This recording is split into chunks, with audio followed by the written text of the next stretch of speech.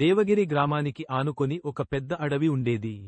ఆ అడవి మధ్యలో నుంచి ప్రవహించే నది చుట్టుపక్కల కోతులు జీవించేవి. వాటిలో పిల్లకోతి పవనం కూడా ఒకటి. అది మహా తింగరిది. అల్లరి చేష్టలు మానుకోమని చెప్పినా వినేది కాదు. నదికి ఒకవైపునున్న చెట్ల మీది నుంచి మరోవైపు ఉన్న చెట్ల మీదకు దూకుతూ ఉండేది.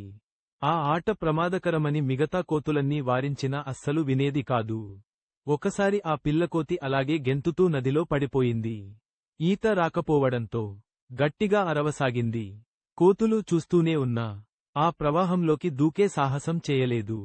ఇంతలో ఆ నీళ్లలోనే ఉన్న ఓ పెద్ద చేప పవనాన్ని వీపుమీదకు ఎక్కించుకుని, ఈత రానప్పుడు ప్రమాదకరమైన ఆటలు ఎందుకు ఆడటం? అంది. నాకు ఈత రాదని ఎవరు చెప్పారు?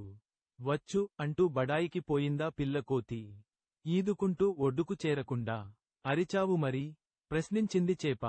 ఎవరో ఒకరు రాకపోతారా అనుకున్నాను. అంతలో నువ్వు వచ్చి నాకు సాయం చేసే అదృష్టాన్ని సొంతం చేసుకున్నావు. నువ్వెలాగూ నన్ను ఒడ్డుకు చేరుస్తావు కదా, ఆమాత్రం దానికి నేను ఈది కష్టపడటం ఎందుకు?